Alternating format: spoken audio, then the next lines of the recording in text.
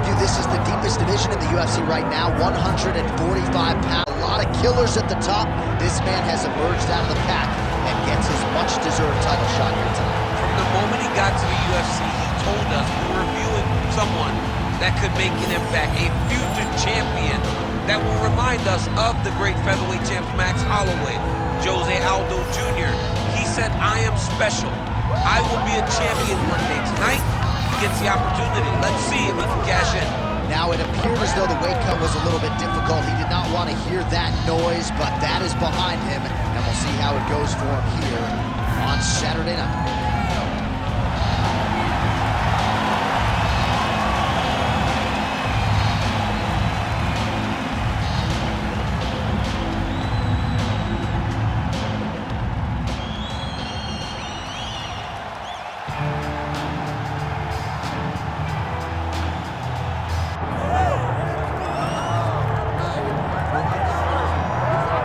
There have been so many great undisputed featherweight champions in UFC history. Max Holloway, Jose Aldo, Alexander Volkanovski, and this is the latest entrant, another guy who people believe could be just as special.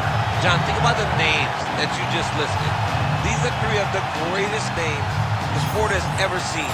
And this man is starting to build a resume where he stands alongside some of the greatest featherweight champions of all time. He is just a beast of an athlete.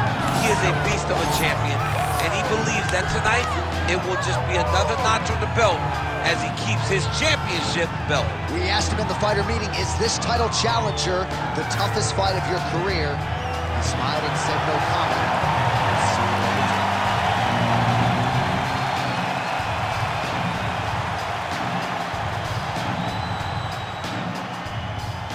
Our tale of the tape for this featherweight championship fight. All right, now for the official introductions, we send it inside the octagon to Bruce Buffer. Ladies and gentlemen, this is the main event of the evening.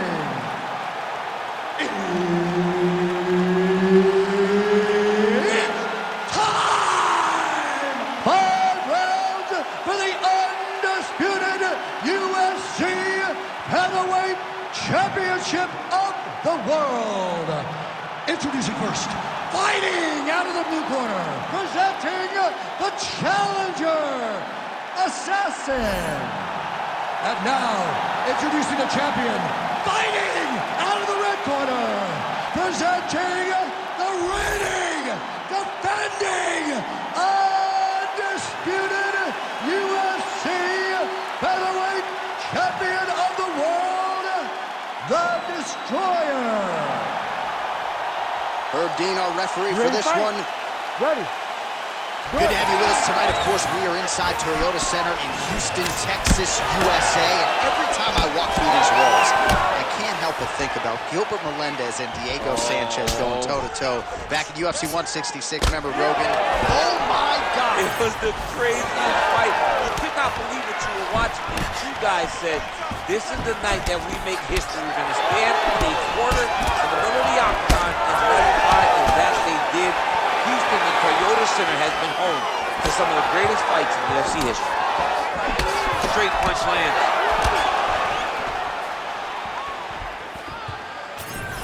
Nice kick. Take it for a ride. Nice double leg, nice finish. He passes to half guard. Big ground and pound.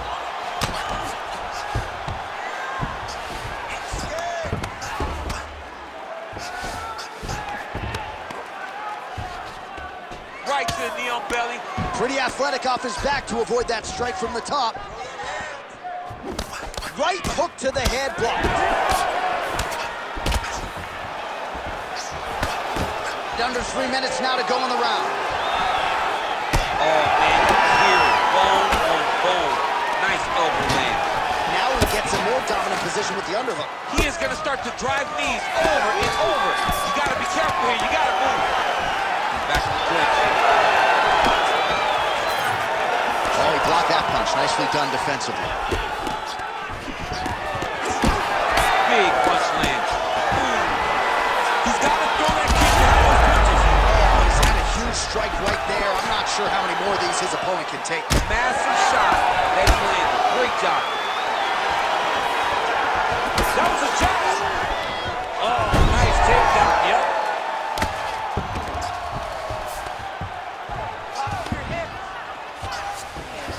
All right, he's trying to control posture here. Now trying to hip escape. He's just trying to move out of this position off the bottom.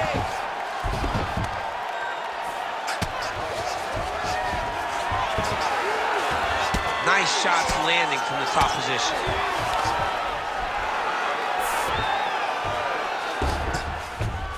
And busy as he looks to improve position here. Now drops inside that closed guard, DC. Full guard. Let's see how patient he is as he attacks a submission or big ground and pound. All right, right into side control here, DC. Biggest difference between half guard and side control? Well, side control to me feels like a little bit less control because now my legs aren't really doing anything anymore. Now I'm controlling you with my upper body. So I've got to be very, very aware. It's still advantageous, but it just seems a little more free-flowing than having something like a half guard. That round was definitely not good. You need this next round. Okay, you need to get back up. He's taking you down way too much. All right, so a lot of highlights over those previous 5 minutes. DC, take us through the replay, if you will. A lot of good action, but punching led the dance. Punching was the thing that stood out to me. That allowed him to take control of the round.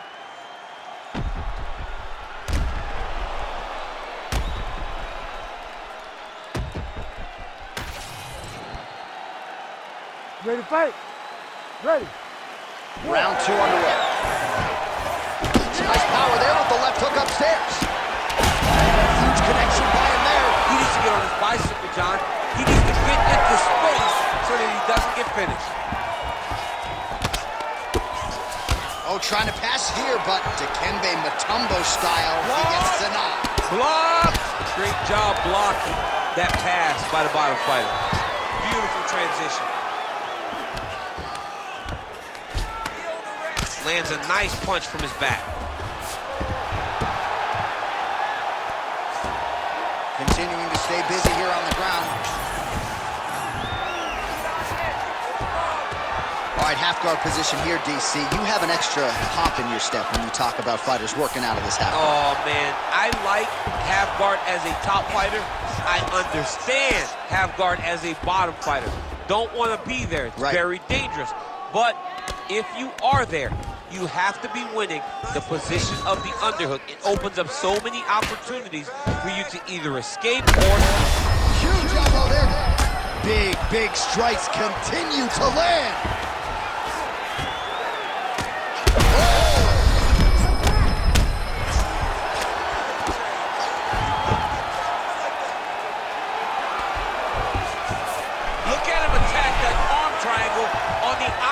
When it's time to finish, he will lock his hands, pass his body all the way to the opposite side, drop his chest to get all the way down to the neck to try to choke him out and finish the fight.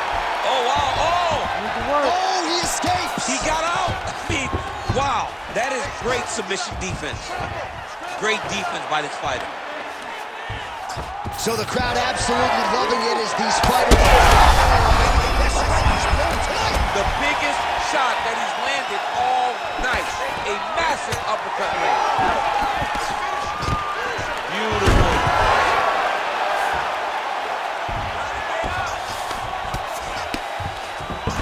He passes to half. Really doing a nice job getting these shots home on the ground. Another ground and pound strike lands for this man.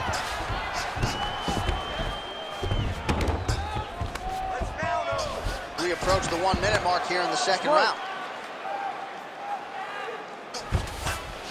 Oh, right into mount.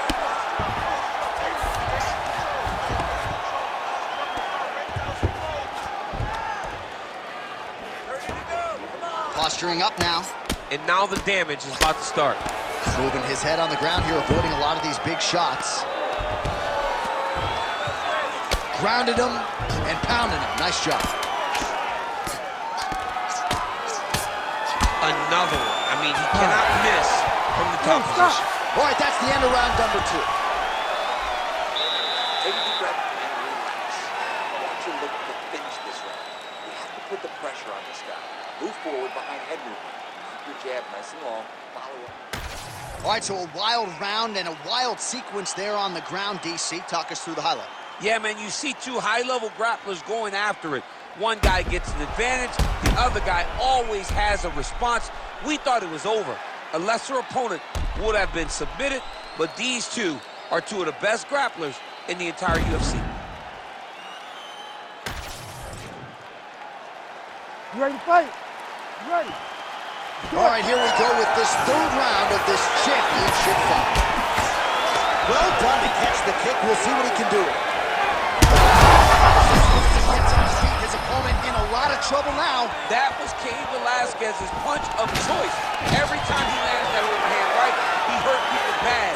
And this guy has his opponent hurt very badly again. That knee might have landed there.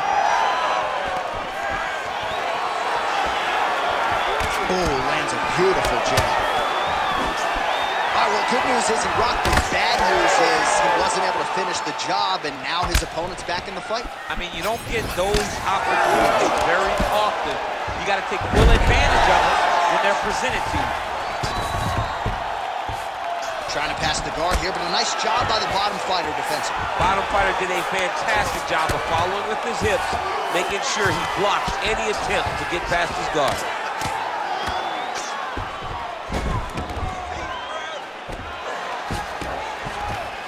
All right, side control now, DC. You know he's in his element on the ground. A lot of tricks up his sleeve. A lot of tricks. Oh, he's got the knee on the belly. Could be trouble defensively. Oh, big punches landing here. We'll see if he can work back to his feet.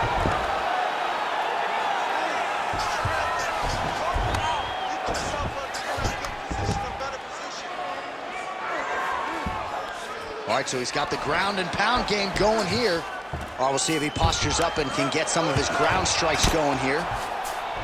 He passed the half guard. All right, trying to pass here. As Glover Teixeira might say, not today. Not today. Great job of following with the hips, keeping those legs locked and keeping them in full guard.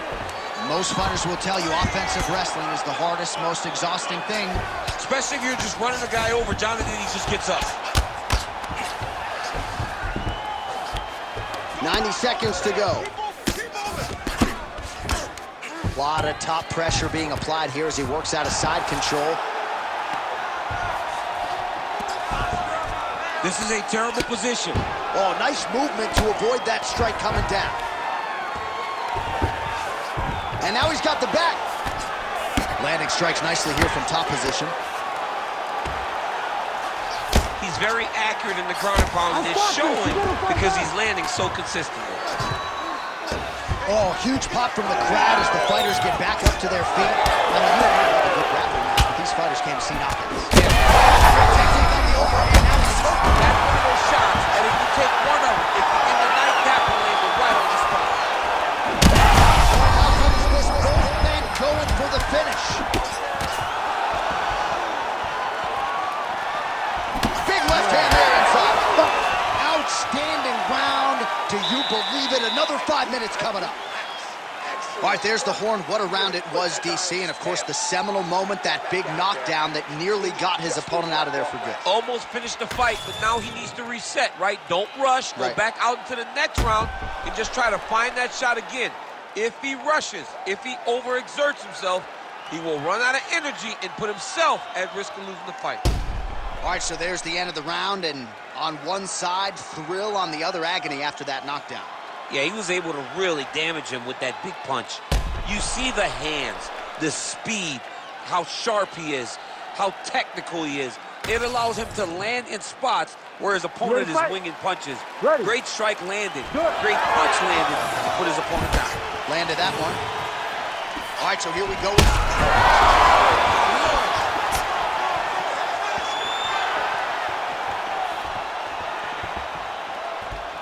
Defensively responsible, nice block. He's hurt. Uppercut. Oh, that's big. There you go. There you go.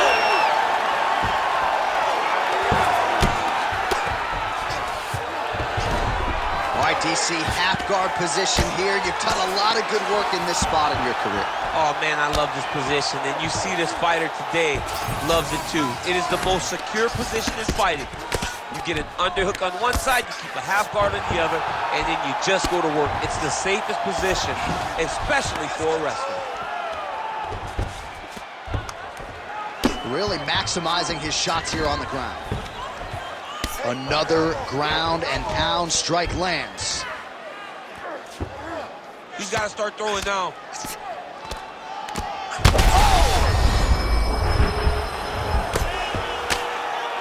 He's brutalizing him with the ground and pound. This fight is close to being done.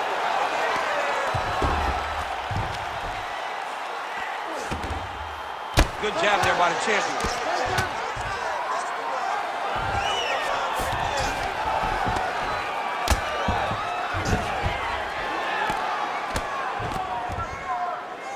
Great ground and pound by this man. Another ground and pound strike lands. Oh, he got to his spot. Oh, heavy shots raining down. Herb Dean steps in. Oh, my goodness. What a fight. So how about that as he pounds him out for the TKO? Prioritized the finish tonight. Absolutely gets it with style points. A huge, huge result here in this arena tonight. It's always fun to see an athlete tell you what they're going to do, and then they do it. This guy told us he was going to get a finish, and that's exactly what he did. Him and his team are going to have a fantastic time tonight celebrating. They should all be very proud. Bruce Buffer has the official decision. Ladies and gentlemen, referee Herb Dean is going to stop to this contest at 2 minutes, 58 seconds of round number 4. Declaring the winner by TKO, and still the undisputed UFC featherweight champion of the world, the Destroyer.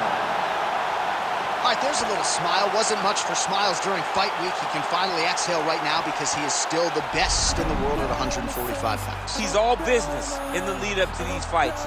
But after the fight is over, he can take a breath. He understands the target that he walks around with on his back and knows every time he goes in there, he fights the very best in the world.